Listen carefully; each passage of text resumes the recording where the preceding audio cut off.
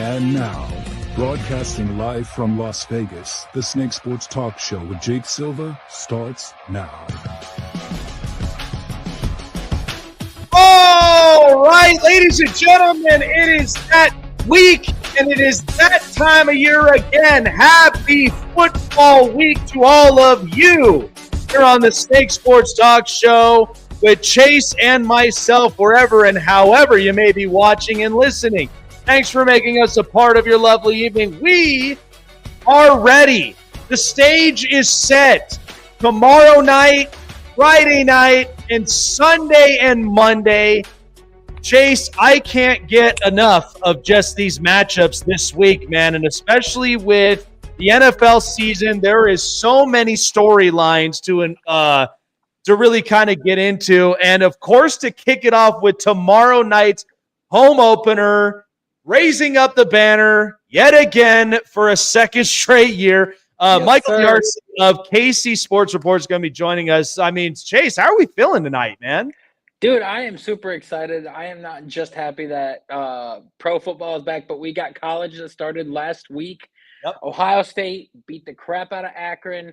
We saw a lot of teams, and the fact is that Michigan is not looking like the powerhouse that they have in the past couple years, and it is amazing. And I can't wait to see Quinn Ewers and the Texans Longhorns go in and just smack the snot out of Michigan. It is going to be amazing. Well, we do have a lot to talk about from there, and especially to starting with college football, because first and foremost, I have been brutally honest about this program now, and the way that things are looking, it ain't looking good to be starting 0-2, especially when you had that thriller in week 0 where Georgia Tech came in Dublin, Ireland, and won in a big way where the defense was in your face, could not get the offense rolling. And this is what I've been explaining about this program, and especially with the rest of the ACC. Then you go into another opponent with a former NFL coach and somebody who's closest to his Boston native area in Bill O'Brien in Boston College, and you couldn't even do nothing there. Florida State, and this is why that you need to start taking notes about utilizing the word travesty. Because as of right now, you are living in the travesty curse, whether you're in the ACC, whether you're in any other conference in the NCAA. This is not a good look for the Seminoles. Both Florida teams, between the Gators and the Seminoles, they both have looked atrocious.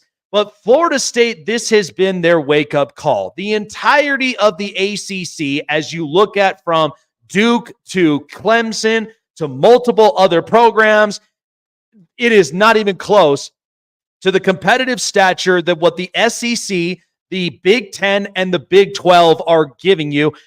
Even if the Pac-12 was still alive, the quarterback, the offense, like all of that is not even close. And the ACC realizes that they are that marginalized, especially even within their own competition. I mean, that is not even a good look if you're the head coach, Lavelle. I mean, at the end of the day, this is kind of precisely what we looked at. You lost your wide receiver, your defensive tackle, you've lost your edge rusher, and your quarterback all through the draft. And what does every program have to do? They have to revamp the program.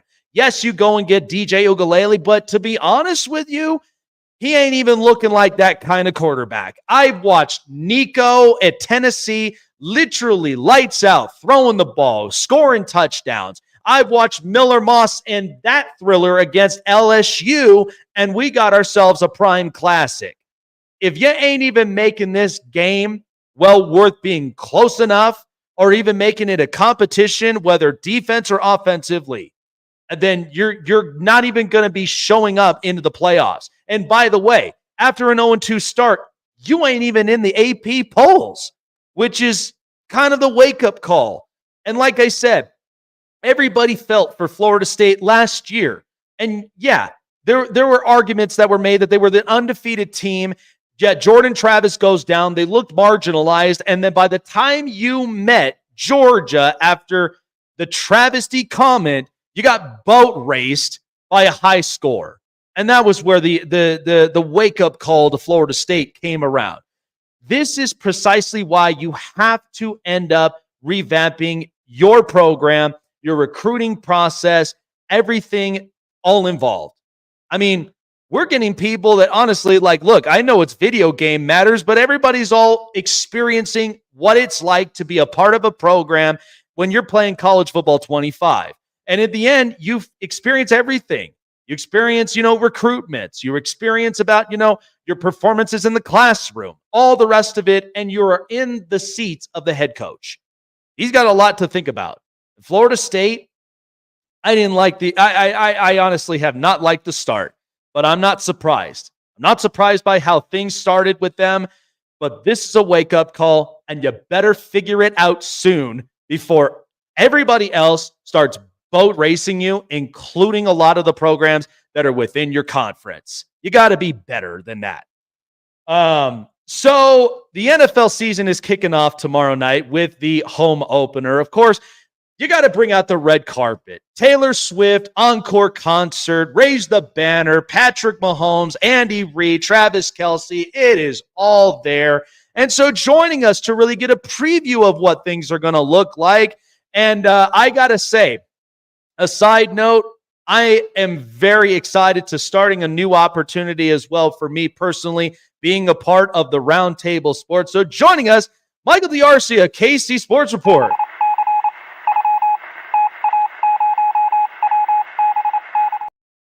Well, this is it, man. This is what we've been asking for now for months. And so, the Kansas City Chiefs at the end of the day, back-to-back Super Bowl champions, three-peat is obviously on their mind.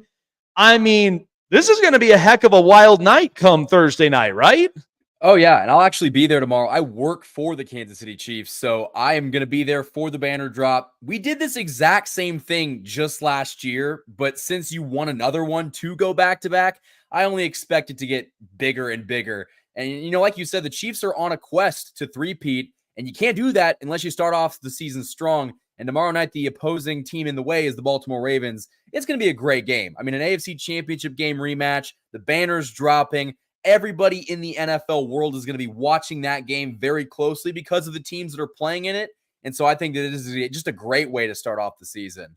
It is interesting, though, because at the end of the day, I mean, I've loved with what, Andy Reid has put together since he first arrived there in Kansas City, building a winning culture, whether that was Alex Smith or it was Patrick Mahomes as your quarterbacks. Either way, this team was making the playoffs. This team was making some noise deeper into the playoffs and then eventually winning at least 3 Super Bowls with this organization. I mean, at the end of the day, when you start to look at it as far as coaches, now we talk about Bill Belichick all the time, but when you, in your perspective, when you look at Andy Reid, because I've seen the trails he's left in Philadelphia and what he's leaving here in Kansas City, I mean, what makes this journey road so special at the end of the day from going from a very hard yet winning expectation culture in Philadelphia and to what he's brought here in Kansas City?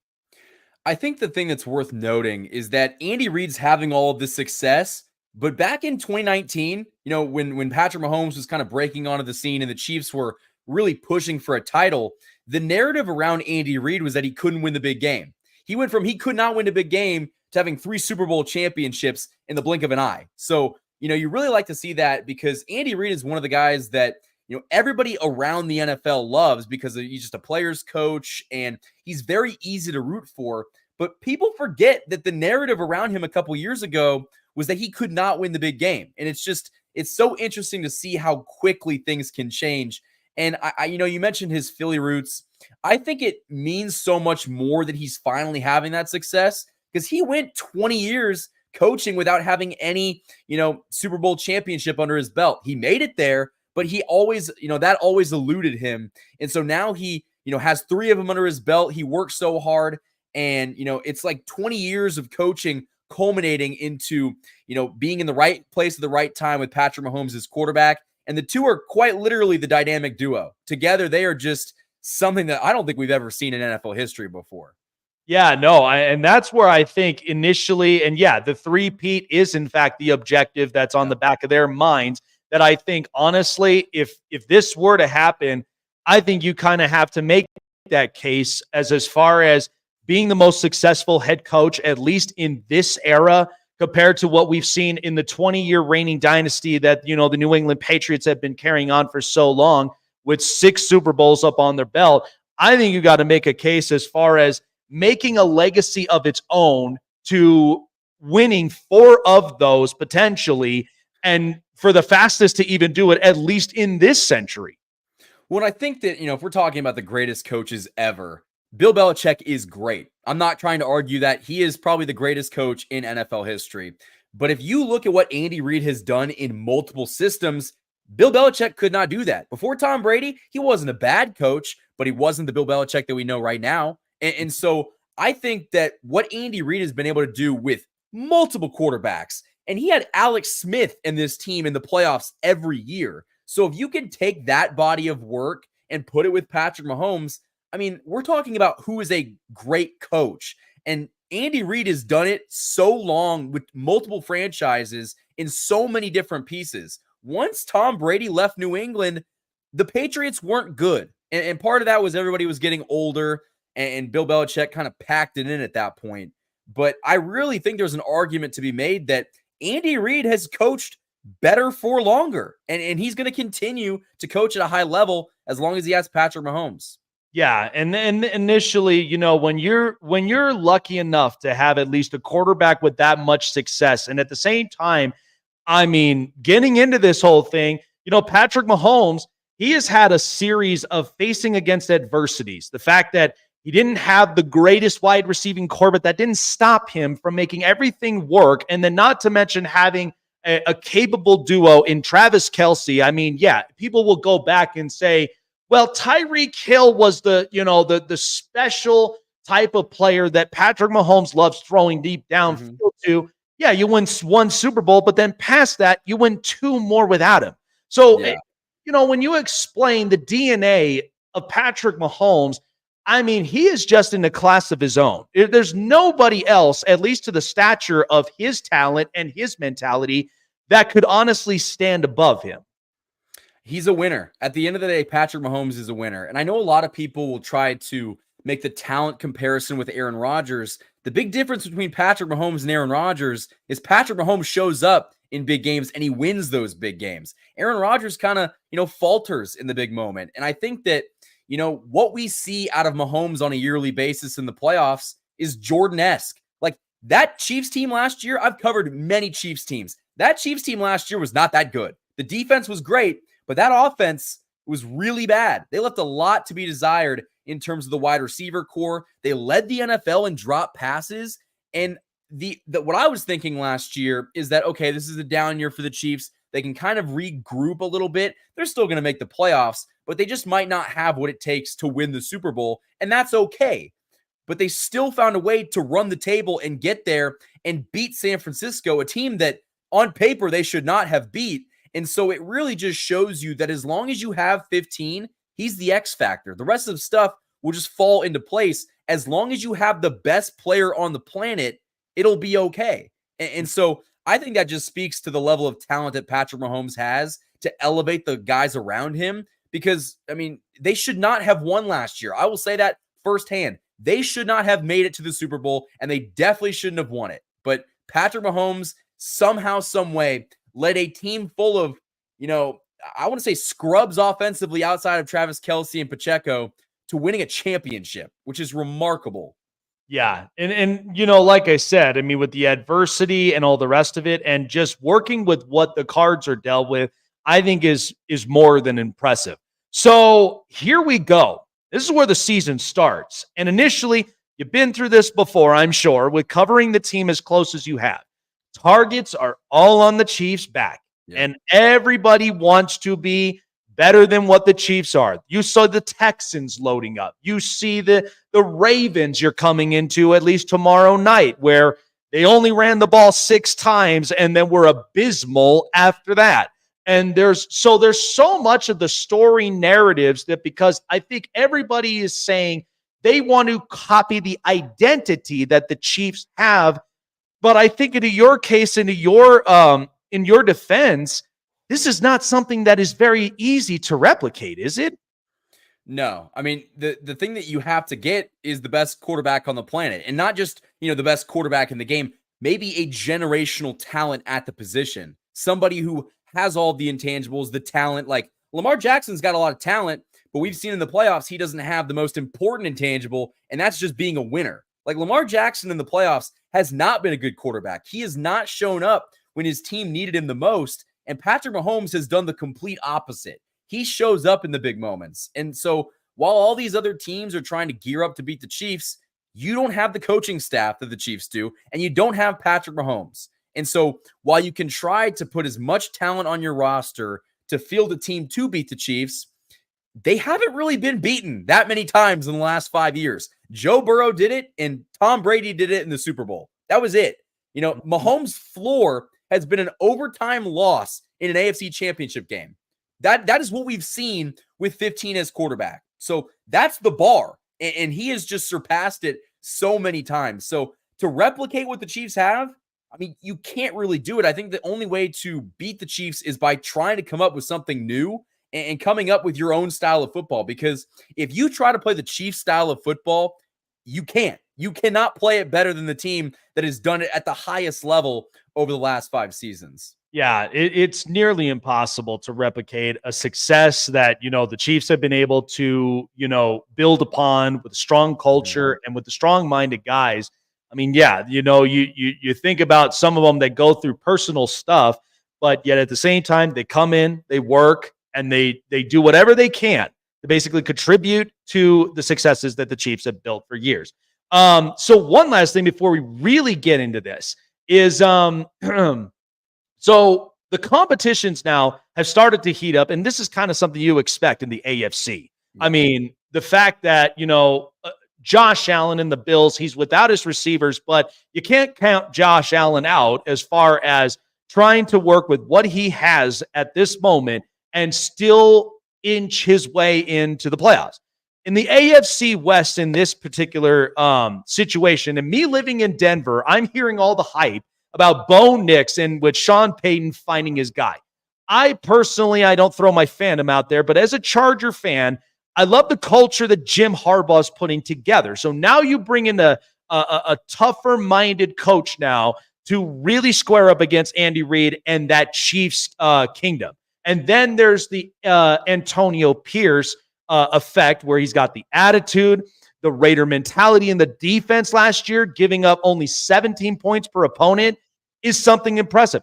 How do you outlook this division? Because I think at the end of the day, this certainly is no cakewalk, but it's also something that the Chiefs is like, look, you can load it all you want. Well, we're still going to be the team that you're not going to trounce against, like in this division. Yeah, the Chiefs are going to be the team to beat in the division and really in the AFC entirely.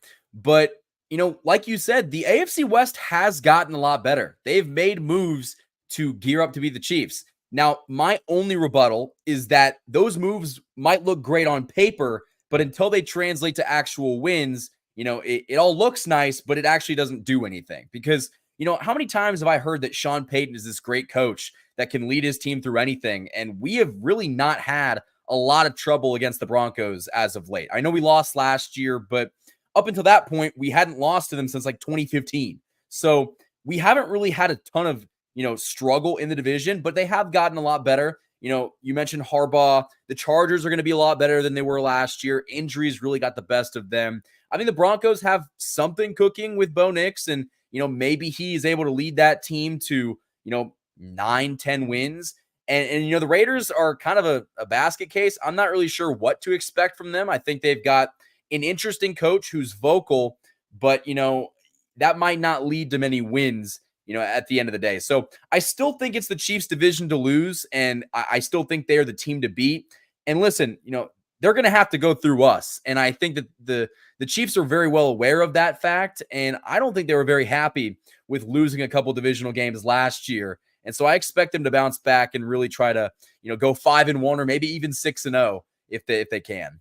Now the opponent that apparently has some unfinished business to attend to from here. So of course, tonight I have my prime predictions. Then of course I have my new intro into Jake's Inferno 5. So in the betting purposes, I love betting for at least the state of how the game is going to play out. So the Ravens, the last time these two squared off, we all knew the story. The Ravens felt like that they were the tougher team walking in. They ran the ball efficiently well, but after 6 carries, they didn't run the ball again. And it felt a lot like Lamar Jackson got very marginalized. In this game in particular, my only case of this, and this is my opinion on it, is I think in a game like it, last year we had Detroit who came in and beat the Chiefs up at home in the same similar scenario. But I feel like the Ravens, they have this game circled. And at this point, they're trying to prove that whole offense felt like it was a fluke, the way that the fluidity and how they managed that. How do you really preview this matchup as a whole?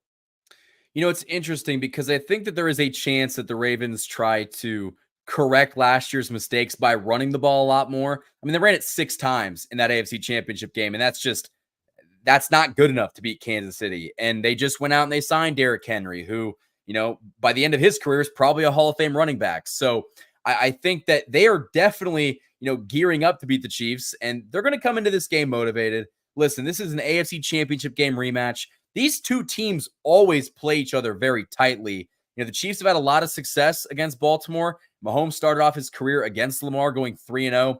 Lamar got one, but, the Chiefs have had a lot of playoff success against the Ravens. So I do think that the Ravens are going to be coming into Arrowhead motivated, but, it's week 1. Teams are still going to have to figure out, their identity and how they're going to play. We might see a lot more missed tackles because it is the first week of the season.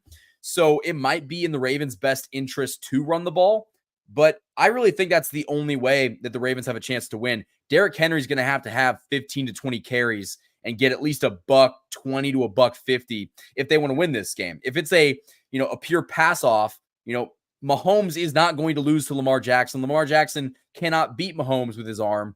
With his legs, that's a different story. But I think that Baltimore's game plan coming into this game should be to run the football and really just milk the clock and go on longer offensive drives to keep Mahomes off the field.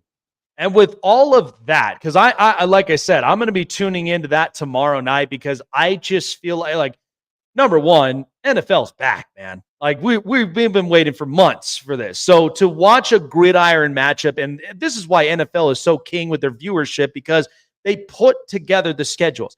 This is part of the reason why I always felt like the NCAA needs a CEO in the building, because they need to make the schedules much more consistent, much more structured, and then it will make sense for a lot of these conferences. So to really cap this off, I have asked every single one of them that have been close with the teams after breaking down the offseason, the draft, and then breaking down the preseason, and then we're going into now week 1. With everything that has been addressed for the Chiefs and how you have closely looked at this team, what is your record prediction going into this year and what we should expect for Kansas City? Because that three-peat is not going to come as easy as I'm sure a lot of people might think it could.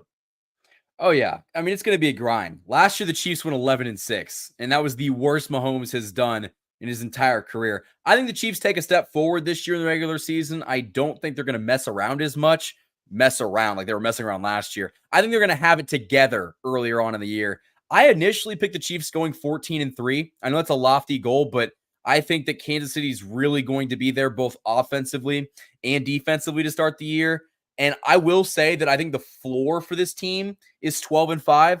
I really think that this team is going to be a lot better, not only on paper, but just overall than they were last season. All right. Well, there you go. You've heard it from the one and only closest with the team to seeing exactly how this season pans out and what tomorrow night is going to look like. I'm excited for it, man. And at the end of the day, you enjoy yourself. You have a cold one up on me, man, and just enjoying, some great Kansas City Chief football as usual. Michael, appreciate you, man. Where can people find you getting everything they need to know about the Kansas City Chiefs' historical potential run?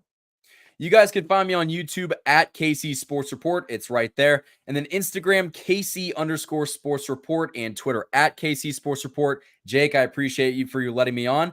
It should be a really fun season. I hope to be back here because the Chiefs are probably going to go on a historical run, as you said. I'm telling you, man, like I said, I've got all my connections with everybody. And listen, I'm getting all this in this week because by next week, I am on a boat. I'm enjoying myself, going into an undisclosed location with my wife and I on our honeymoon cruise. So I'm excited about that. But at the end of the day, if I get a real good week one, man, those specialty drinks are going to be tasting just immaculate, man. So there you go. Well, congrats. Have a good one. Absolutely, man. Thanks for coming on. We'll see you soon. Sounds good. Appreciate it. All right. Well, Chase, I can tell you this right now. My blood is pumping, and I am we're getting everything in this week. And so, I like I said, I just don't think it will come as easy as most people think. And again, this kind of just shows what the competition and what the AFC has put together, from this season and even from seasons prior. But we can all admit that last year was the year to do it. But a lot of teams failed to do so. Scratch off everything last year gave us now. This is now week one, and this is where new storylines are going to be born at the end of the day. Oh, yeah, and I think that, first of all, I want to say congrats to you on your anniversary and everything. Hopefully you enjoy it. Secondly, I think Michael was being just a little bit biased there on a couple points just because with the whole, Bill Belichick thing, he did coach with Cleveland, had 4 successful years there, winning records and everything, didn't have an issue, and ended up winning a ring with, if I'm not mistaken, it was with the Giants beforehand and ended up getting one with them as well. But, Bill Belichick has had his success. The Browns were this close to knocking out the Chiefs in the playoffs. Our defense was just not as good as what it is now. And there's been a lot of close calls. But I think that the injury-riddled season that we had last year really put into play how crucial having a lot of these starting quarterbacks is because 60 starting quarterbacks last year. Yeah, I mean, who knows how things would have turned out if we would have seen a healthy Joe Burrow, and had we seen a healthy Cleveland Browns team with a more mobile Deshaun Watson and everything, on what things would have looked like and everything with Cleveland. Not to mention C.J. Stroud being a rookie, winning his first playoff game and everything. They're going to get better from here on out and everything. And then you're just looking at the defense getting better. Colts, up-and-coming team, Shane Steichen, one of the best offensive minds in the game. And now having Anthony Richardson come back, I think that Colts team is going to be a lot better. This AFC, we have said it time and time again, we are going to see 3 AFC teams potentially with the 10-7 record not make the playoffs. And it's going to be that intense because that's how bad or that's how good it is to be in the AFC, but how bad it is to be in the AFC because you have to deal with those teams that are going to be that good. And you better pray that you are a starting quarterback that ends up in the NFC in the next couple of years because, oh my gosh, you are in a weaker conference. That's right. Like I said, at the end of the day, and this just goes for all teams in the NFL because, we've had great stories last year. The Detroit Lions getting as far as they did into the NFC Championship. San Francisco 49ers, we know that they were a loaded team, but at the end of the day, they make the Super Bowl, but came up short once again.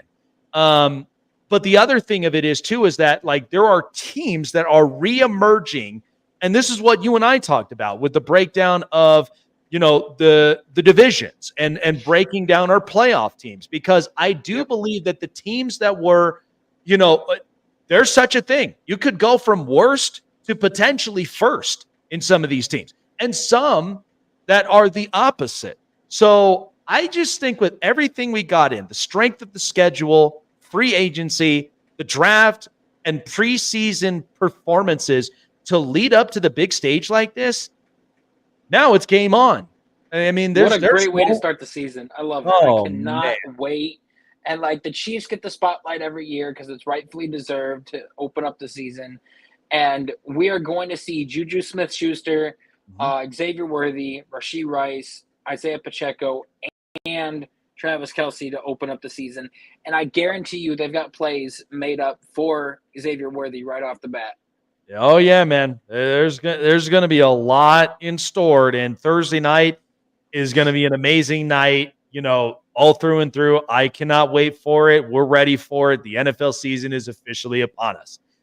So for college football, to kind of get a preview. So Chase and I, we're going to have our prime predictions. It is now his first inaugural season into Jake's prime predictions. So he's excited for this one. So am I. But I figured because we started a new inaugural year, and that is including college football bets as well. And from our great partners at BetUS.com, when you use BetUS, signing up, $50 or more into your deposit gives you more of the edge for you to start betting up and to start getting on the edge of your game. $50 or more, 125% bonus with up to $2,000 in winnings in your first 3 deposits. So means more opportunities to win, whether college, NFL, many, many more as well when you go into one of their greatest sports books that they've been dealing with for 30 years. That's BetUS.com. So let's kind of get into this because I've had my Go 4-3 game day, and I'm excited for this week because I think we got more marquee matchups. So without further ado, here's a preview of prime predictions, but this time we're going to be breaking down college football. So let's cue the music. All right.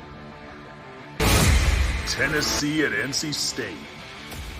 So Tennessee at NC State, man. I love with what I saw from Nico last week. The kid was throwing touchdowns left and right. This kid is honestly, he's the real deal. And this is why I've said before, the SEC knows talent when they spot it.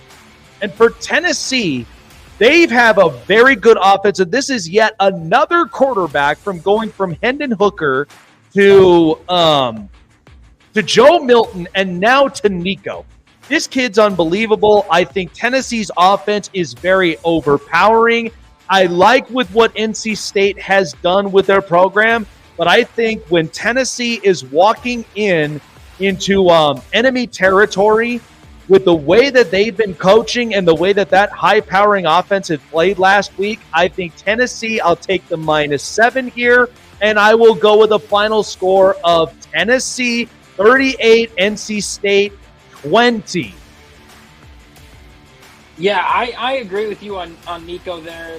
He was in the same, recruitment class as Arch Manning, and they are both draft eligible after the next year's draft. So we're going to be hitting the 2025 draft. They are eligible for the draft for the 2026 draft as well. And man, I am telling you this right now. If it wasn't for Arch Manning being in that recruitment class, Nico probably would have been the number 1 quarterback taken. And like you said, Hendon Hooker, we saw what he could do with that team before he tore his ACL. Had he not tore his ACL, we probably would have seen a lot different game going into the college football playoffs there. I am going to go -7 as well, but I'm going to have my prediction, Tennessee 48 and NC State 14. All right, well, here comes the next matchup coming at you. Texas Tech at Washington State. All right, so this is interesting. Texas Tech is going on the road to a Washington State program that, to be honest with you, they actually have some pretty good pieces. I'm going to go with Washington State at +1.5. I just feel like with Texas Tech, it kind of seemed like there were some parts of this team that felt a little stagnant. Like it was just like it really couldn't get a lot of things rolling.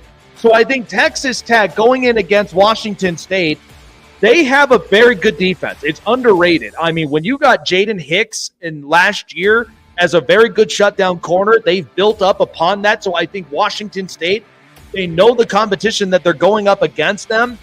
I think this is going to be one of their tight thrillers. And I think at the end of the day, Washington State is going to do whatever it takes, running the football, controlling the clock, and then at the same time, I think just wearing out that Red Raiders that offense, because at the end of the day, it feels so stagnant.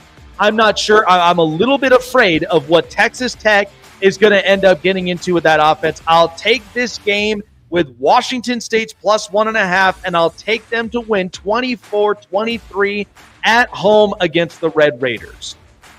Yeah, I'm actually going to go Washington State, but plus 3. I think that, like you said, the defense is, people are overlooking them, like you said, with Jaden Hicks being one of the better safeties coming out in the draft. DB, if you want to consider him a corner and everything, because I know that he's been playing both. But, they got one of the better linebacker prospects coming out. They got a good edge rusher and everything coming out in the draft this next year. And I think this team is going to try to sneak into that 12 seed of the college football playoffs. Give me Washington State. I'd say about 30, and then Texas Tech 27. Well, and here's where we got the grand finale of our Go for 3 game day, and you guessed it, man. Texas at Michigan.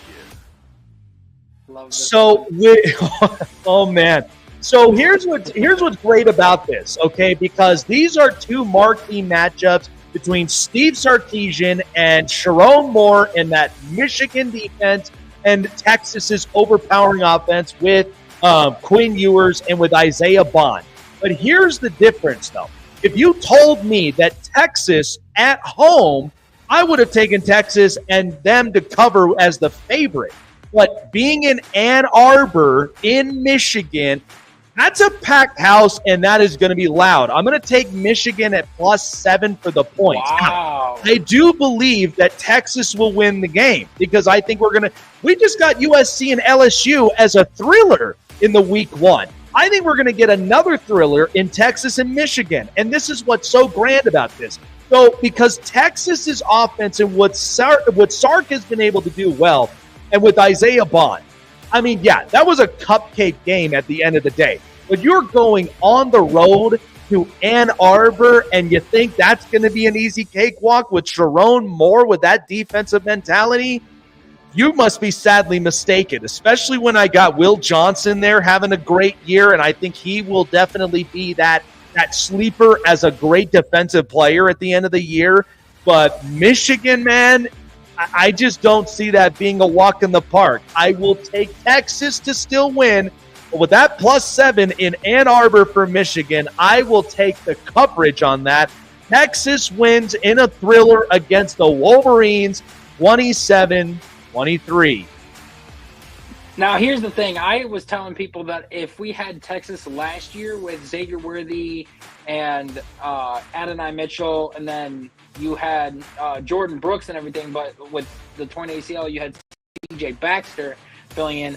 I felt like Michigan would have lost last year to Texas rather than Washington. And I think that with Quinn Ewers coming in as one of the top quarterback prospects and Isaiah Bond, CJ Baxter, Banks as one of the best left tackles coming in. And granted, Michigan does have Will Johnson, who is arguably the second best cornerback prospect, and then they got Mason Graham, who's probably the best defensive tackle prospect out of Michigan. I still think that even though it's at Ann Arbor and Michigan's got a top 5 defense, I think that Texas, with Steve Sarkisian being from the NFL and now going back and forth in college, having one of the best offenses to run, I still think that Texas is going to go in there and they are going to mollywop Michigan. I think that they are going to be a 10-point favorite. Give me Texas 40, Michigan 30. All right. Well, there you go. I mean, like I said, if you told me if that game was in Texas, I would have went the other way and took the 7. But because being in Ann Arbor and with how strong of a culture that Michigan is, that is not going to be an easy cakewalk for Sark in Texas. Like that is going to be that just spells thriller all over this thing. And I mean, I have a feeling they will because they had struggles against Fresno State for like the first half. Oh yeah, they did. And Fresno State didn't have the offense like what Texas does. So I feel like Michigan is a lot weaker this year than what they are from last year. And if you rely on Donovan Edwards to win the game, you might have a chance. But if they can stop him and you rely on their quarterback to throw the ball, Michigan's not going to win this game. Oh yeah, no, there is definitely going to be a lot on the line on it. But again, I think we're going to get a great game at the end of everything because, like I said, I think the first 2 weeks when I looked at that schedule, college football is just doing this thing so good. So yeah, I think at the end of the day, we're going to get ourselves a thriller again because watching USC and watching LSU, that was a great one. But I think we're going to definitely get another one here this week. All right. So I was, out of curiosity, I was looking at the top recruits from the past couple drafts, and Florida State, I'm surprised they're going with DJ. They ended up getting one of the top quarterback prospects in the 2024 recruitment class, who is now on campus as a true freshman. And I do believe that he would be a lot better than DJ at this point in time. And I'm surprised that Florida State does not start him because with DJ as their QB, I don't see Florida State having a good start to their season. Oh yeah. Oh dear God, no. After they end up going 0-2 and all the rest of it, and they're knocked out of the AP poll. I mean, that you should be feeling embarrassed at the end of it. And that's where I think Coach Lavelle, he really has to do a lot of soul searching at the end of it, because I just don't think that with the way that went around, that was not a great performance at all. Nope. Like I was sorely disappointed at the way that looked. Like, again, if you gave me a fighting chance, okay, week 0, you're fighting with Georgia Tech, and you gave us pretty much like a thriller at the end of it because Georgia Tech ended up beating them in the end. But when you go up against Bill O'Brien and Boston College and you lose like that, that's not good. That's not good if you're Florida State. Exactly. Travesty, please. Give me a break. Bad. Horrible. That and Clemson. Clemson is no longer elite. Well, that's the thing. The ACC sucks. Like, I keep telling everybody, they want to try to convince me that the ACC, they got a fighting chance. Do they? They're very marginalized versus SEC, Big 10, Big 12 matchups. You're just that marginalized. You're only as good as what your conference is. And if your conference is literally I'm getting weak offenses and I'm getting defenses that is just a little abysmal, yeah, you're not showing up like that against Kirby Smart in Georgia. And neither are you showing up against Sharon Moore in Michigan, not even Ohio State. Lane Kiffin. Yeah, Lane Kiffin over at Ole Miss. Come on. Jesus. Yeah, what a embarrassment. It's a travesty. We all have to watch that. That's really what it is. Kudos to Lane Kiffin, though. I'll tell you what he was able to do in the transfer portal, getting all the guys that he wanted to, and now he's got Walter Jones as one of the best defensive players in college football right now. Jackson Dart's playing out of his mind. I think he's going to be a top quarterback prospect in this next draft if he keeps it up.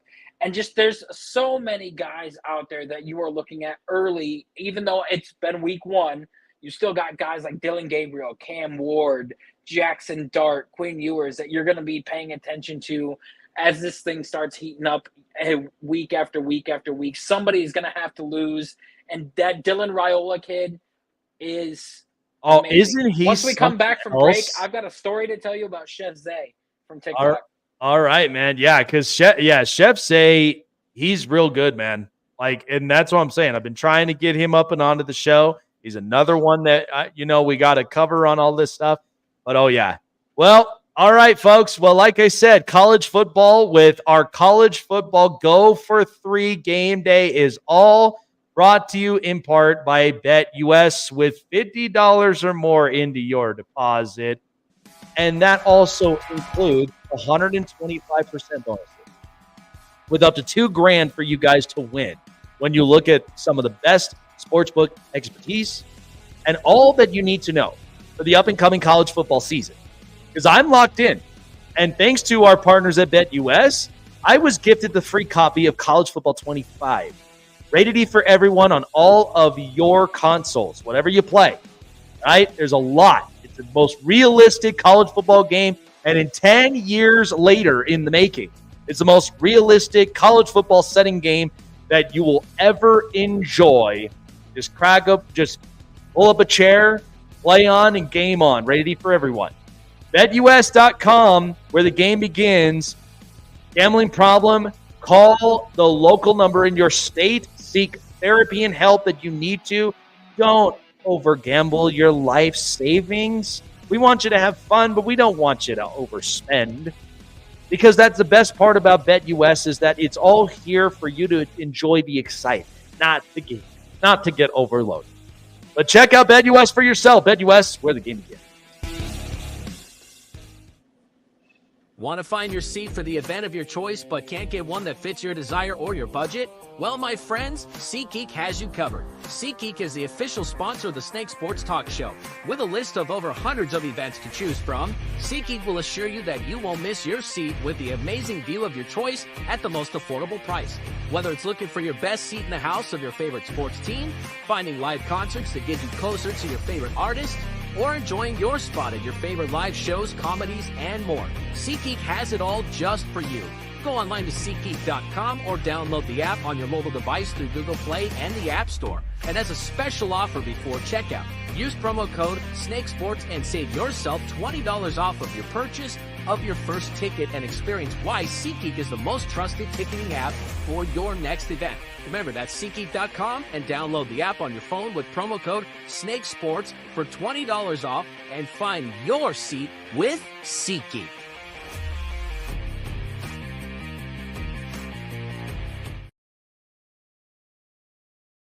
All right. Well, I'll tell you what, though. I mean, this NFL season is stacked. It's exciting, but Chase had something just, up on the break that he wanted to share with as far as Chef Zay, and I can't wait to kind of hear what the insight might be, especially with the Cleveland Browns. So Chef Zay has now commented on one of my video, or one of the comments that I had posted in one of his videos. He has a video up on his TikTok page with a caption below showing like a promo code to get locked on to one of his things. And the comment that I had posted was to a video that he had. I was saying, don't be shocked if we get Dylan Raiola in the next 2 years. And he pinned that comment to his latest video and tagged me in it and everything. And that was pretty sweet. Wow. Dylan Raiola as a future Cleveland Brown quarterback. Dylan Raiola. And he also was mentioning how, we now have Jack Conklin, our right tackle, taking snaps at the left tackle position because our left tackle, Jedrick Wills, who tore his ACL last offseason, is now practicing today, but is potentially out for week 1. And while we've got out for week 1, we have to figure out who's going to be on the offensive line.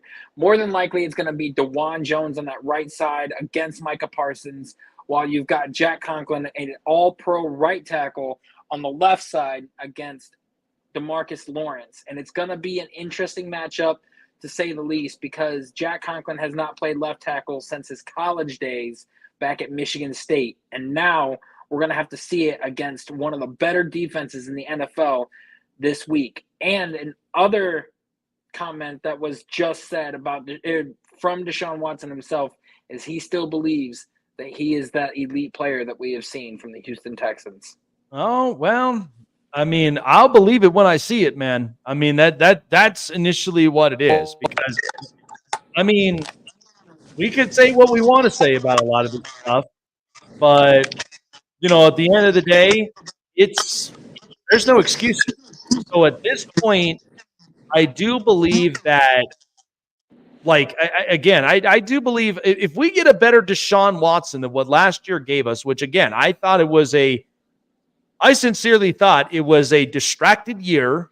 And so I think coming in more refined, coming in more focused, I think that's just really going to end up benefiting him well. Yeah, and we've also upgraded the offense to tailor him and fit him better because Ken Dorsey, the former offensive coordinator for the Buffalo Bills, has been one of the best quarterbacks coaches in the league. Got Cam Newton to play to his full potential and got him playing at a high level with his MVP season back in 2015. Got Josh Allen playing at a high level the year that he went to the AFC Championship. And now coming in, he's brought some offensive expertise to Kevin Stefanski and was just like, here's what we can do to get Deshaun back on track. This entire offense has been revamped to basically the college style and, pro style offense that he had with the Houston Texans for the first 4 years, now implemented in the Cleveland Browns system. And David Njoku came out in an interview with somebody, said that I can't give away any secrets, but let's just say this offense is electric now with what they have worked with. Getting an entirely new tight ends coach, new offensive lines coach, new OC, and new running backs coach. They are doing everything that they can to make this offense work. Oh, man. I mean, like I said, Cleveland, this is what's kind of crazy to me, that people think that Cleveland is going to honestly be a last place team.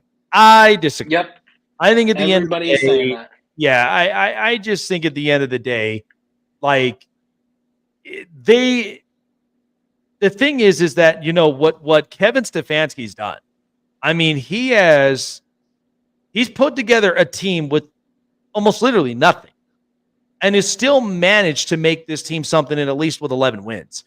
Now, I know that this is not necessarily much of a break for the Broncos or for the Browns. I think in the end of the day, they're going to keep fighting. And I think at the end, like I said, that AFC North is a complete bloodbath, and I think they're well up for the challenge. Yeah. We got the toughest schedule in the league coming into this year. Ravens are second, Steelers are third, and the Bengals are 13th. So I do think that the Browns have the toughest schedule ahead of them. But, people always want to overlook the fact that even with Deshaun Watson last year, we still won games. He was 5-1 before he got injured. We ended up winning with a rookie in DTR. We won with a UFL quarterback in PJ Walker. We won with Joe Flacco coming off the couch and having a couple days to get acclimated to this offense. And people don't realize that. And the reason why everybody's giving us, 7, 8, 9 wins, telling us we're going to be in last place and not do anything is because they don't trust Deshaun Watson, but they overlook all of the upgrades that we got, all of the injury people coming back healthy this year. Everybody's overlooking us, and that's fine. They're used to it, and we'll have to wait and see what they can do. But man, I'm just excited for this week. We got 4 primetime games on. We've got Thursday with the Chiefs and Ravens, Friday with the Eagles and Packers in Brazil. Make that I think it's a late game, but I think it's like earlier. Instead of 8, it's going to be like at 7 or something. Then you've got all the Sunday games Sunday night. And then Monday, we've got a big matchup with the Jets and Niners. We're going to see if Rodgers can finally get over that hump and beat the 49ers. Well, it's finally about that time. And we've been doing this for years now. We've been doing this for a very long time here up onto the show. Chase is officially seeing this year. And so I'm going to have the spotlight up on here just for a second. This has been an amazing, segment that I've played every year, and especially with betting purposes. And so for here on the Snake Sports Talk Show, we had ourselves a slightly winning season last year. And this year, a lot is changing. I'm hoping that this year, with what we got off of last year, we are going to be even better with our prime predictions. And so, with Chase's inaugural year being a part of Jake's prime predictions, it is that time again in the 2024 NFL season. The gates are open. Let's let it rip. Let's turn it on. It's Jake's Prime Predictions.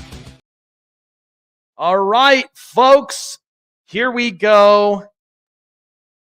Let's see if we got, yep, there we go.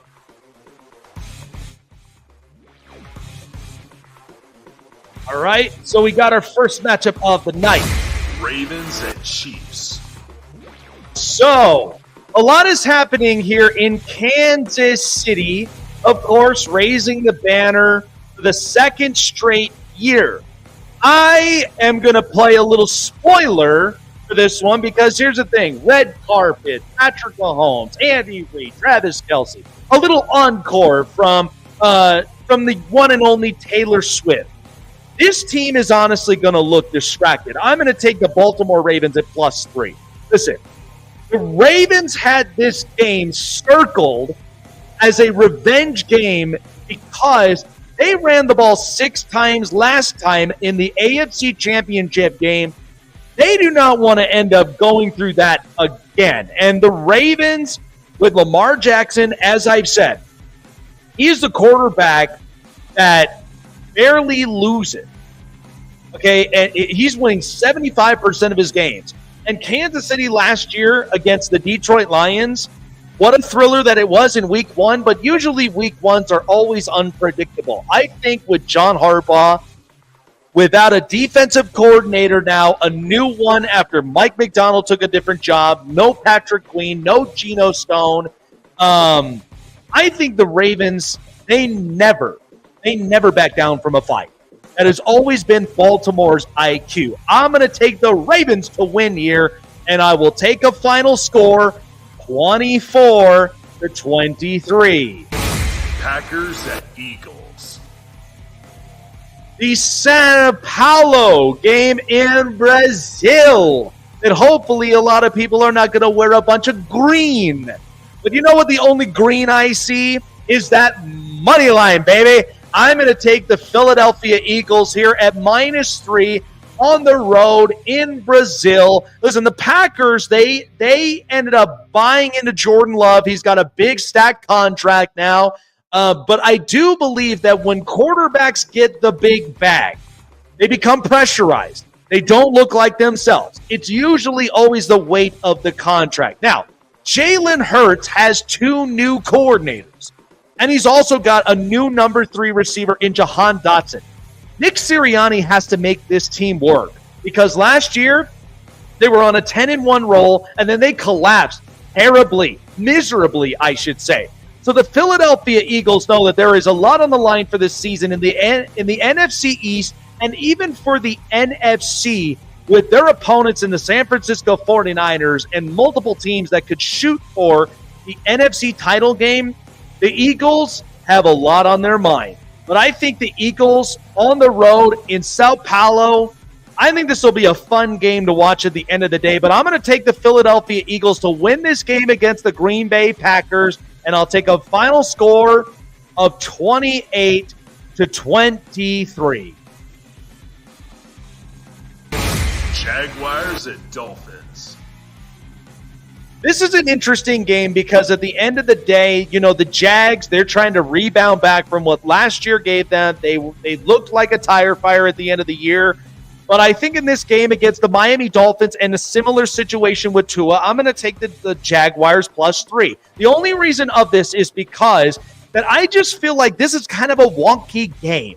Now, last year, the Miami Dolphins came out with some serious fire on that offense, which is respected upon because Mike McDaniel is a great offensive coach. But you got a new defensive coordinator. You lost Christian Wilkins. The defense will look a little different for Miami. Doesn't mean that they're not going to pull away a win. I think that they will. The Jaguars, however, with Trevor Lawrence and with new weapons, including Brian Thomas, that's going to be an interesting sight to see. And I think in a game like this, in the Battle of Florida from Jacksonville and Miami, I'll be in Miami next week. There's going to be a lot on the line from here with the Miami Dolphins this year in the AFC, and the same thing goes for the Jacksonville Jaguars. I'll take the +3. Miami still to win the game, but I will take a close thriller here. Miami pulls it off. While I'm in Miami on Sunday, I'm probably going to have a lot of happy Dolphin fans out there for the kickoff of Week 1. Let's go with a score of 24-23. Steelers at Falcons. So the Steelers and the Falcons, I mean, I could tell you right now, the Steelers are having absolute problems right now with the way that the performances have looked with Russell Wilson. I will take the Atlanta Falcons, comfortable at home, Kirk Cousins, capable quarterback to get the offense rolling. That is the one piece that the Falcons could never figure out since post Matt Ryan, and that is the quarterback position. Move on from Marcus Mariota to Desmond Ridder, and now you've signed Kirk Cousins, and you've drafted Michael Penix.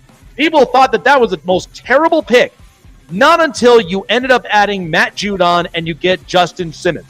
The last year, this Falcons defense was the most improved in the league last year. With the fact that they got Jesse Bates out of free agency on a 5-year deal, that defense looked so phenomenal. Like, not one that I even want to tamper with. So I'm going to take the Falcons at -3 and comfortably up in Mercedes-Benz Stadium. I will take the Falcons, those dirty birdies, to win. I'm not going to feel strained in my wallet this time with the Atlanta Falcons because I always feel like this every time with the bet lines. But I'm confident. I trust Kirk. I trust that offense. I'm going to take the Falcons to win 27-23. Vikings and Giants. This is an interesting matchup. A little bit kind of, it could go either way type. But to be honest with you, the Giants, outside of their immaculate pass rush, who am I giving as far as trust in that secondary? I think Sam Darnold, with what he's seen in San Francisco and with Kyle Shanahan, I'm going to take the Vikings at -1. Look, Kevin O'Connell, he's an offensive-minded coach. He's going to take offensive guys and it's going to make them bigger and better than ever. I'm not saying Sam Darnold's going to have an MVP season. What I mean is that I compare this to the Baker Mayfield effect, where you had him in Los Angeles with Sean McVay, learn the offense, learn a little bit of some clever stuff, so you could go in, get a contract, and that's what he did in Tampa Bay, took a defensive coach to the playoffs, win the division, and then beat the Eagles in the playoffs. I think this could be a similar experiment with Sam Darnold. Not a lot of people are firm believers in this, but against the Giants in Week 1, I feel like this is kind of a break for the Vikings. Yes, they've suffered injuries. Yes, there's question marks around Jordan Addison. But at the same time, I think Justin Jefferson, as long as he can move the needle on this offense, and that's all Sam Darnold needs to do, I will take the Minnesota Vikings on the road against the Giants to beat them 24-20. With Sam Darnold actually having a decent day. Panthers at Saints. So obviously you know how I feel about Dennis Allen this season with the New Orleans Saints, and I do believe, though, however, the Carolina Panthers addressed a lot on offense. I will take the Panthers at +4 with an NFC South matchup in Week 1. Listen, people want to write off Bryce Young all that they want. I'm not. I think with Xavier Legette, Deontay Johnson, Adam Thielen, and a run game, they want this offense to work. And with Dave Canales as a quarterback whisperer, I think you're going to end up getting that with the Carolina Panthers this year. Now, against New Orleans, now remember, NFC South opponents have actually been playing very competitive, or as very wonky of a division that this really is. I think Carolina has the firepower to do it, especially when you have a defensive-minded coach. They got a new offensive coordinator. I don't know how this will work with Derek Carr, but I think in a Week 1 stunner for the Saints, I'm going to take the Panthers to win 27-24. Patriots at Bengals. So I know Jacoby Brissett is nabbed as the starting quarterback for the New England Patriots, and for as far as the Cincinnati Bengals, Jamar Chase, it has been confirmed he may not be there in week 1. That means now T. Higgins and Jermaine Burton have to step up. I'm going to take the Patriots defense at +9. I do believe that the Cincinnati Bengals will win, but this is not an overpowering Bengals offense that we're used to seeing when Jamar Chase is out and on the field. It is not to discredit what T. Higgins has been able to do last year when the guys went down and he stepped up in a big way. The thing about the Patriots is that, yes, defensively they get rid of Matt Judon, and yeah, it looks bad. But I think at the end of the day, a defensive culture like this, I just think Cincinnati in a week 1, they're going to find it harder to really move the needle on the offense. I'm going to take the Bengals to win, but give me the +9 on the Patriots to cover here. I will take Cincinnati to win 27-20. Titans and Bears. People don't believe me. They look at me sideways about the Titans and the Chicago Bears. I think this is honestly going to be a shootout, trading blows back and forth, but I think that the Tennessee Titans might get the last laugh. I'll take them at +4. Here's the thing. The Titans, what most people don't realize, they've addressed both their corners from both of their tackles, from J.C. Latham to Peter Skoronski. And the thing about Will Levis is he has potential there. Brian Callahan goes there as an offensive-minded coach, and what we've seen next to Zach Taylor and that offensive-minded culture, he's been able to refine him. He's been able to refine Jake Browning. Can he refine Will Levis and be the franchise quarterback that the Tennessee Titans are hoping for him to be? Now, this is a new era for Caleb Williams and the Chicago Bears, which means that they are going to try to light up offensively. I think both these defenses, in a sense, don't quite show up in week 1. It's kind of wonky, but I think the trade-offs, I think it's as good as you can think of it. I'm going to take the Tennessee Titans to get the last laugh against the Chicago Bears in week 1, and I'll give it a very reasonable score with a +4 cover, 28-27. Cardinals at Bills. Right, so a lot of people still believe that the Buffalo Bills, they're going to open up at home with not even sure with their wide receiving core, with Keon Coleman, Khalil Shakir, and a lot of others, but I do love Josh Allen. But here's the only thing that I'm looking at here. I'm going to take the Cardinals at a +6 to potentially upset the Buffalo Bills. Here's the thing about this, is that Josh Allen, for as much as I love him, we've only had preseason and we've only had training camp to really see what this offense is going to look like. Sean McDermott, his seat is sizzling week by week. He has to get this offense rolling, and he's got to be able to do it in the best fashion possible. And last year, by the way, the Cardinals were the best worst team in the NFC last year with the way they finished of that defense. They were playing harder. Trey McBride, he's a star. Kyler Murray, you give him a weapon. I think the Cardinals could do, honestly, the unthinkable in a week 1 matchup on the road in Buffalo. I will take the Cardinals to potentially beat the Buffalo Bills here, and a final score of 27-24. I did not, however, have, I don't know why, that I did not end up having the edit up on here for the Colts and the Texans. But this game we know is going to be very overpowering because the Texans addressed a lot. But in an AFC South matchup where the Colts had the Texans number for quite some time, I'm going to take the Colts at home here in Lucas Oil at +1. I do believe, though, this is going to be a fun matchup. Week 1, though, however, for the Houston Texans may not come as easy as people believe it could be. I think that the Texans, it's going to take some time to get used to with a lot of these new pieces on both offense and defensively. But Anthony Richardson and Shane Steichen in this offense, He's coming back from an injury. There's a lot to prove here that the Colts, I said that they could potentially be a playoff team. And I think the Colts, well, not a lot of people understand, is Shane Steichen is an offensive genius as well in the making that is going to find ways to win a lot of those matchups. I'm going to take the Colts to win at home, strong and comfortably. Not as so comfortable, though, but in a sense where I've got the comfortability of the +1, I will take them to win 28-27. Raiders and Chargers. No, I have been waiting for this matchup with Antonio Pierce, Jim Harbaugh, Justin Herbert, that defensive Max Crosby. I'm going to take the Los Angeles Chargers at the -3. You're at home at SoFi. It's a grand welcome back ceremony for Jim Harbaugh, for him being back in the NFL. Now, the thing I looked at with the Chargers is that this is a completely different defensive schematic now.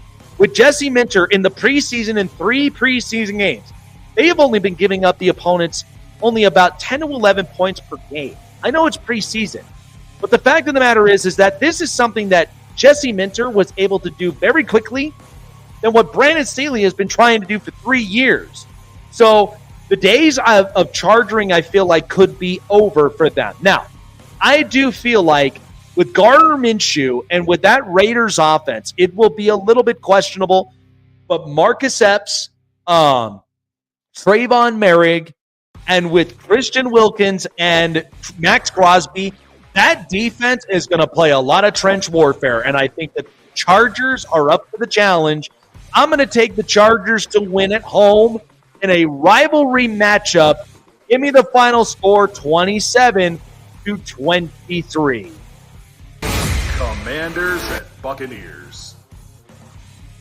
Might shock some of you, but I'm honestly going to take the Washington Commanders at +3. I just feel like that going on the road. Now, with a brand new franchise quarterback in Jaden Daniels, a rookie, Dan Quinn has a way of putting together very good defensive pieces. Bobby Wagner, Frankie Louvu. They've also ended up addressing another additive corner. Now, depending on how the secondary plays, they also extended Sam Cosmi. So I think the offensive line, it's not great, but it is a working progress. And I think that Jaden Daniels, with how elusive that he is, a Lamar Jackson-esque type quarterback, that could potentially move this offense and be very, very particular when it comes to Cliff Kingsbury. Now, Tampa Bay got rid of a lot of old contracts on defense. Levante David, Devin White. They also ended up losing Carlton Davis to a trade with the Detroit Lions. So this Bucs team is young. This Bucs defense, not sure how this will honestly kind of cope over, but give it a couple weeks. They may end up going through some growing pains, but I do believe that Tampa will make it competitive. I will take the Washington Commanders, the new-look Washington Commanders, to win on the road 27-24.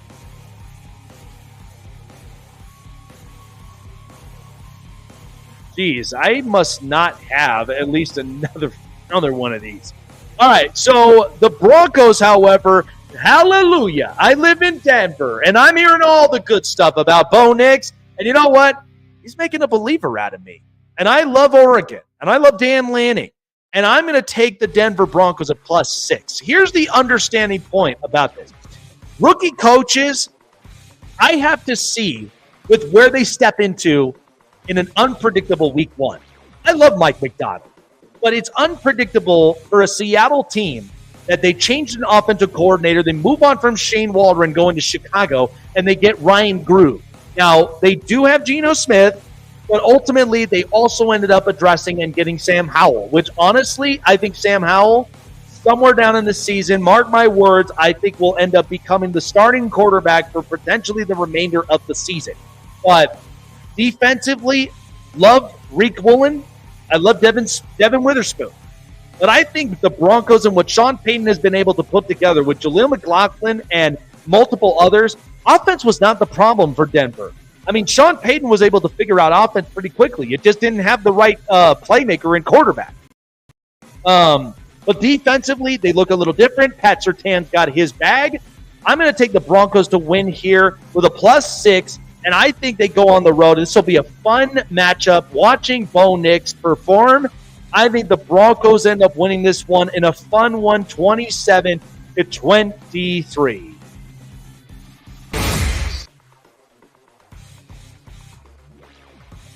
Where's my matchup here?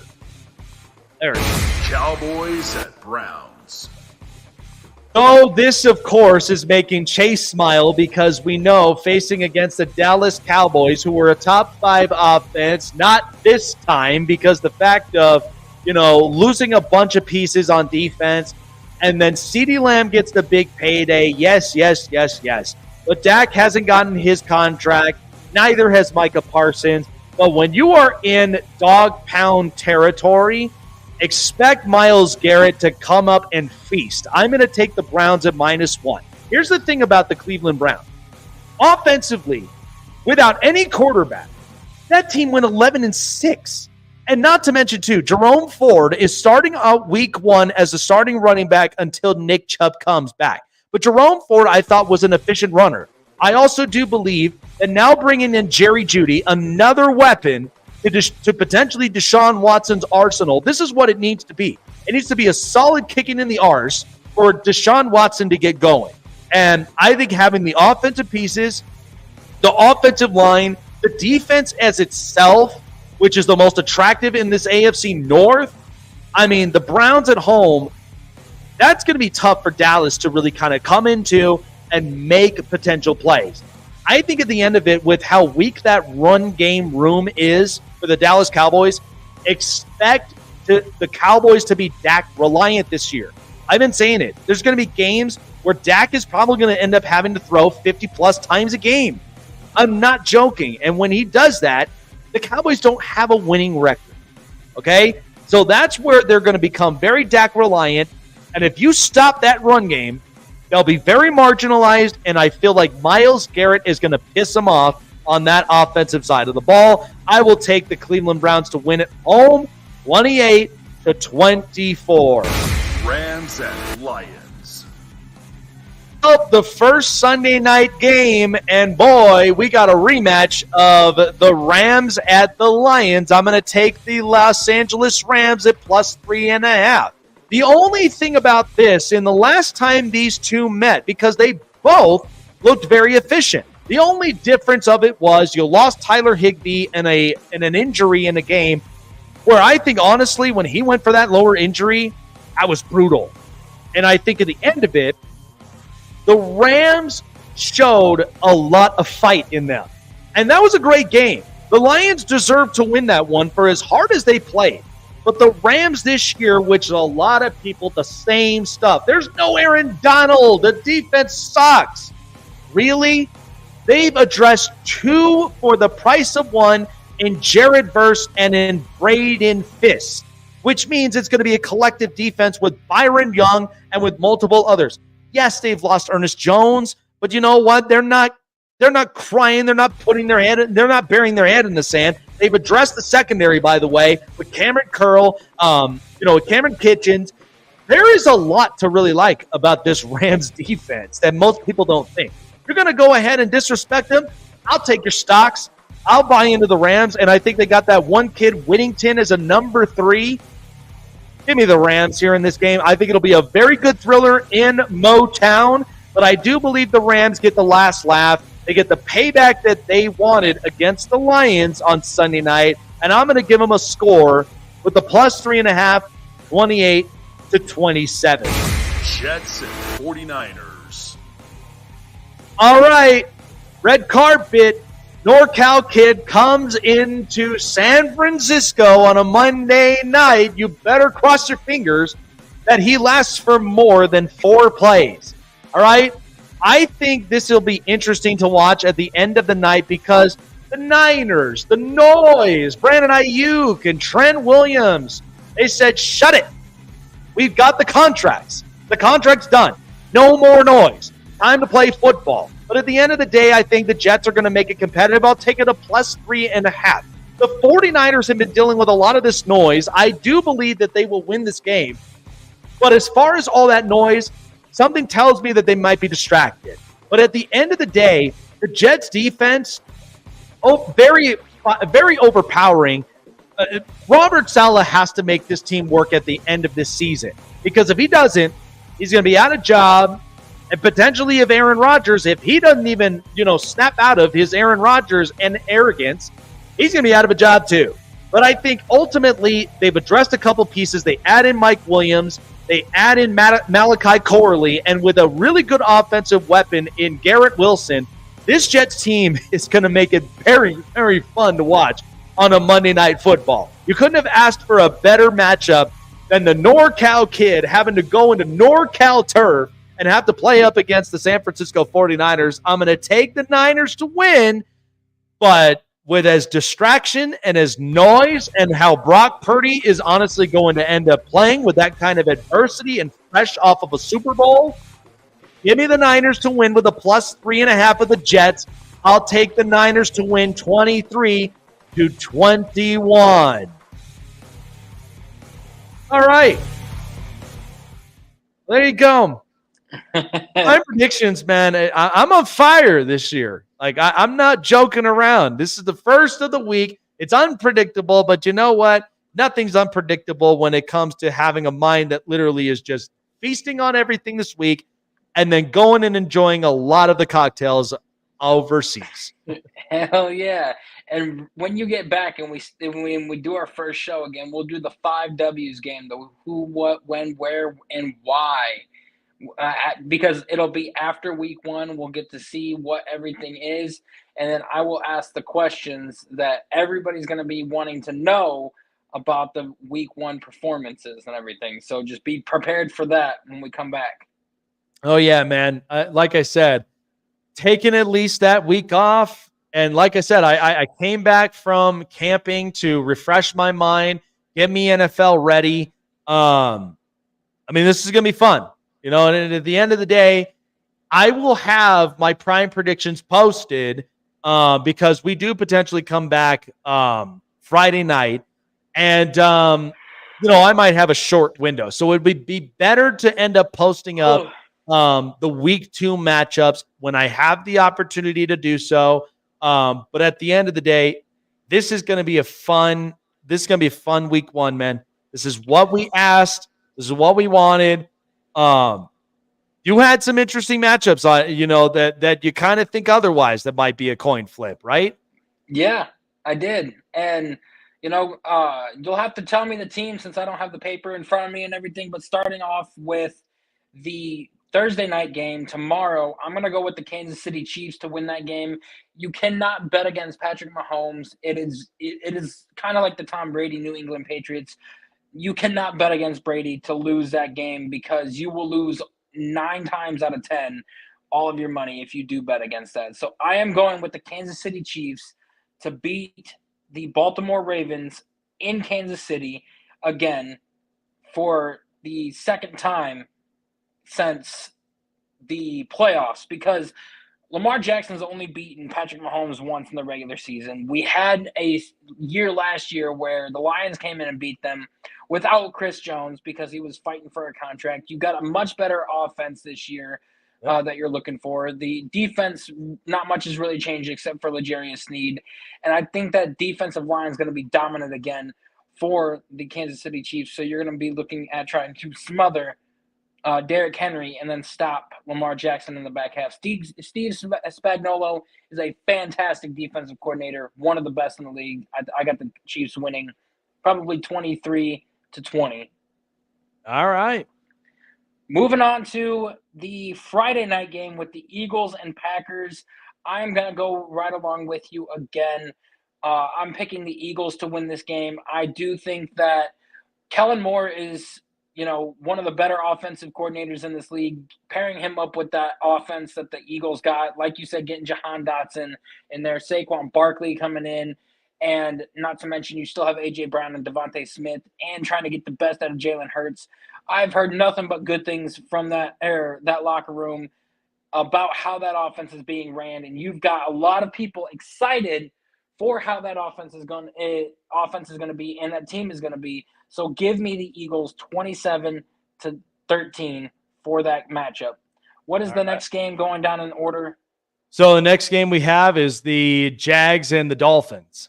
The Jags and the Dolphins. This is where Jake and I have our differences because I got the Jacksonville Jaguars winning this game. Or did you have the Jaguars winning?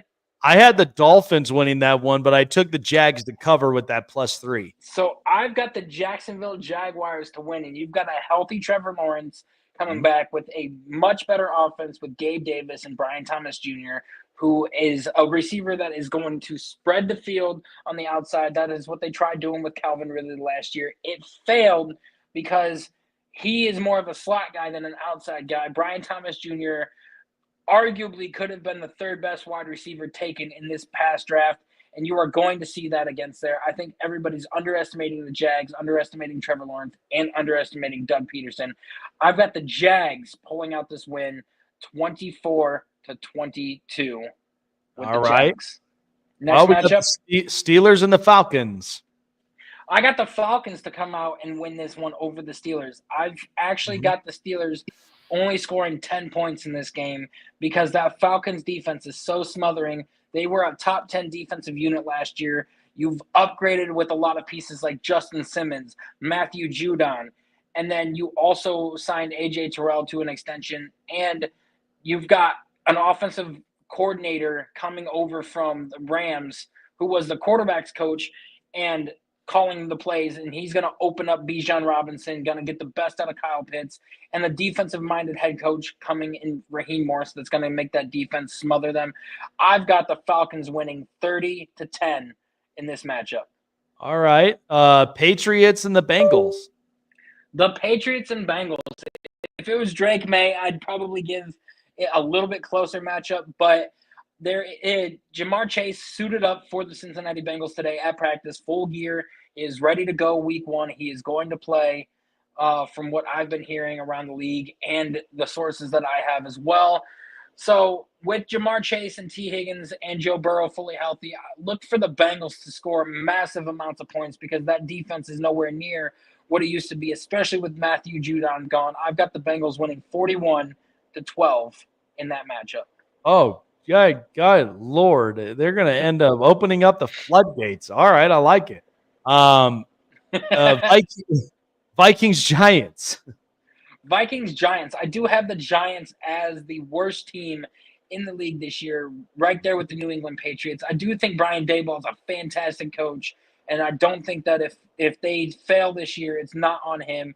It is more on Daniel Jones in that offense because we have seen what he's been able to do with Josh Allen. We saw what he was able to do with the Giants his first year as the head coach. I do think that getting rid of Saquon Barkley hurts, trying to rearrange that offense, losing Darren Waller and everything, and just getting Malik Neighbors. You really don't have any offensive pieces that are that much scarier on that offensive side of the ball. And like you said, Kevin O'Connell is an offensive-minded guy that came over from the Sean McVay coaching tree, who has been able to get the best out of his offense and everything. I could see with Aaron Jones on that team, with Justin Jefferson, Jordan Addison playing week 1, and then potentially week 4 or week 5 getting TJ Hawkinson back. Give me the Vikings to win that game.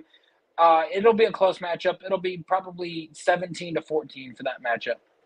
All right, low scoring. I like it. Panthers, Saints. Give me the Saints for this one. I'm not really keen on Dennis Allen as a head coach, but now getting Clint Kubiak coming over from the Kyle Shanahan coaching tree in terms of calling plays, we have seen how that's been working out with like guys like Mike McDaniels and so on and so forth. And I do think that with him calling plays now, it's going to open up the Saints offense a lot better. Dennis Allen is still a good defensive coordinator and a defensive play caller, just a terrible head coach. That I'm not really high on Bryce Young. I'll have to see what he can do. And Dave Canales, they may have gotten an upgraded offense, but that defense still scares me. There is nobody that really is dominant on that defensive side of the ball other than Derek Brown. Give me the Saints, another low-scoring game. Give me the Saints to win this one 10-7. All right. Titans and the Bears. See, I'm going to go opposite of you this time. You had the Titans. I'm picking the Bears. Caleb Williams, again, I'm not really high on him either. I think he's gotten way too much hype, and especially with people considering that he is going to be the next Mahomes and the guy to dethrone Mahomes. It is going to be difficult, but I do have the Bears coming out and winning this one with that offense as high-powered as it is. And Shane Waldron, as good as an offensive play caller he is, we saw what he was able to do in Seattle and how he got that offense back on track and the plays that he was able to call. I think that if Caleb Williams can not, scramble right away and not panic, I think that they could do well. You did say that with the upgrades of the defense, bringing in L'Jarius Sneed, bringing in Jamal Adams and everything, and I do agree with you that Will Levis could have a breakout year because Brian Callahan coming in there, Bill Callahan as the offensive lines coach with that team, it's going to be a massive upgrade on the offensive line. But still, I got the Bears winning this one, 30-27. All right. Cardinals, Bills. Give me the Bills. I know you've got the Arizona Cardinals in a sneaky upset and everything, which I like. I like having the upsets. But Josh Allen is just too good for me to pass him up and go against him. We were able to see what he was able to do getting away from Stephon Diggs last year because we saw more of him going to Dalton Kincaid, Dawson Knox, and Khalil Shakir than what we did with Stephon Diggs. So we kind of saw the offense already transitioning to life without Stephon Diggs, and they were still having the success that they did. Not to mention getting a 6'4" guy like Keon Coleman coming in there and everything. So I think that this offense is going to be better than what people think it's going to be. So give me the Bills to win this one 25-12 on this one. All right. Texans, Colts. Give me the Houston Texans. I am right there with you. I'm thinking that the Colts are going to be sneaky good. They were a dominant team. The Colts have had the Texans numbers the past couple of years, and the first game of the season, Anthony Richardson actually put up 31 points against the Houston defense, and Houston only put up 20 points. But I think, giving CJ a full year in the NFL playing and then having Anthony Richardson come off an injury and everything, not to mention that Danielle Hunter being on that Texans defensive line with Derek Stingley and Jalen Petrie and everything, you're going to look for an underrated Texans defense. And with the upgrades that they got on the offensive side of the ball, also bringing Stephon Diggs and Joe Mixon in, give me the Texans to win, I'd say 23-20. All right. Raiders, Chargers. This one, I am going with the Chargers. Antonio Pierce has done a very good job at getting the Raiders defense back on track. Like you said, getting Christian Wilkins to come in, pairing with Max Crosby. I like a couple pieces in the secondary and everything. I still think that they are 1 to 2 years away from building that defense up to where it's going to be a high caliber, fly around the ball, get sacks every play kind of defense. But I do think that with Jim Harbaugh having the success that he's had in college and in the pros, coming in, revamping this entire Chargers locker room and getting them to play as one unit, and Justin Herbert coming back fully healthy, give me the Chargers to win this game. I got it being a close game, especially week 1, 17-10, but give me the Chargers to win this game. All right, Commanders, Buccaneers. I actually have the Commanders winning this one. People laughed at me and looked at me funny when I picked the Commanders to win this game because – they don't trust the rookie in Jaden Daniels. They don't trust what that offense is building. But Dave Canales is now gone from the Bucs, and Todd Bowles has never been a really good head coach. I think the success you can account to the Bucs was because of Dave Canales, and we don't know what that offensive play caller this year is going to be like.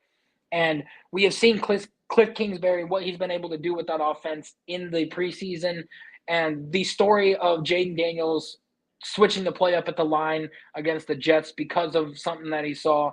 Really good, really nice to see for a rookie quarterback. And everybody forgets the pieces that they got. They got Diami Brown. They've got Zach Ertz. They've got Austin Eckler that they brought in. Luke McCaffrey is also there. Terry McLaurin. So you got a few pieces that you're looking at that are going to be better than what they're thinking. Give me the Commanders to win 27-14. All right, Broncos, Seahawks. I'm right there with you I'm riding the Bo Nix train. I think that he is severely underrated.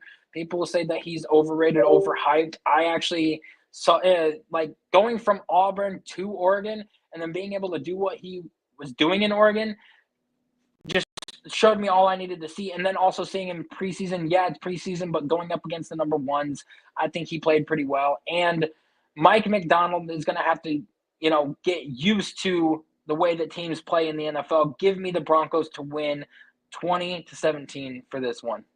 All right, your matchup, the Cowboys and the Browns.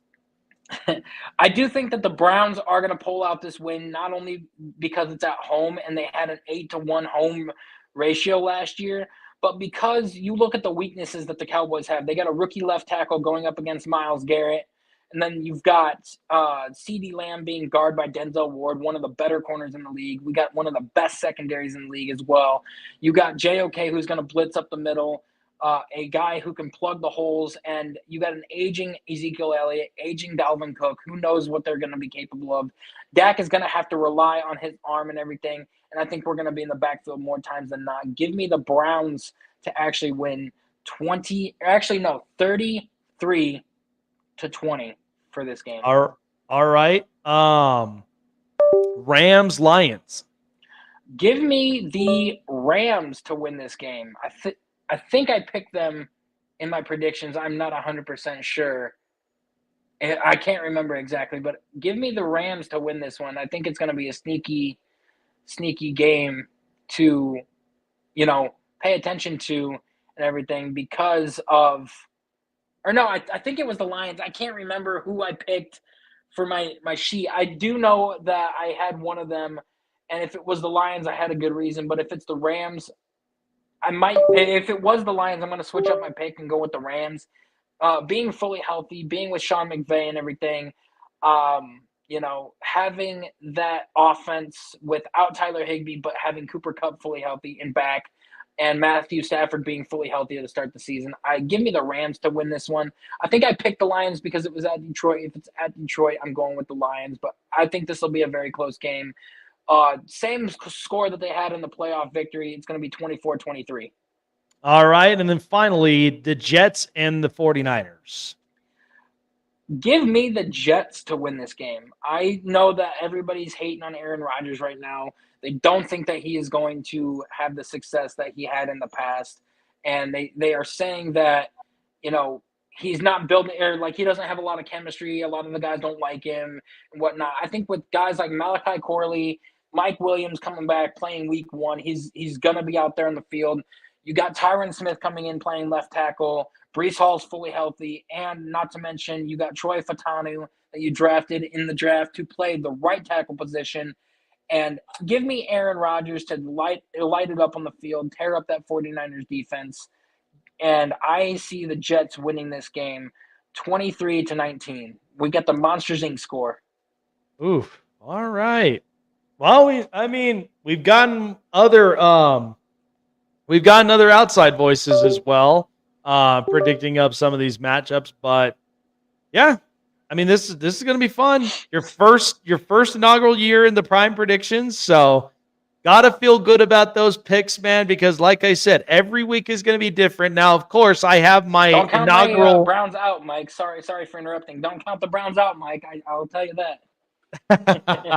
that. But I do have my inaugural Inferno 5 that I will have on all my social medias as well for the show. My 5 favorite matchups out of all of the teams that I have broke down in the Prime Predictions. So I have my 5 favorite ones for you guys to check out. And of course, all odds are provided by BetUS.com. $50 or more in your deposit, 125% bonuses with winnings up to $2,000 in your first 3 deposits. Give BetUS a try today. BetUS, where the NFL season begins. All right. Well, like usual, we got to end up wrapping this bad boy up. Appreciate everybody for joining us here tonight. And man, the NFL season is officially back. I'm ready for tomorrow night's game. This is going to be well worth the watch. Lamar versus Pat Mahomes and the Ravens and the Chiefs. Enjoy it tomorrow night, folks. Jason and I are going to definitely take our notes and see how the rest of this NFL season is going to look. For Chase and myself, this has been the Snake Sports Talk Show on Roku, iHeartRadio, and all social media platforms. Like, follow, subscribe, hit the bell button. Keep up to date because we are with you all NFL season. Enjoy it this year, and good luck to all of the teams this upcoming year, and we'll see with who finishes at the finish line. Take care, everyone, and enjoy yourselves in the Thursday night, Friday night, Sunday, Monday night slate, and we'll see you guys in the next episode of the Snake Sports Talk Show. Take care, everyone.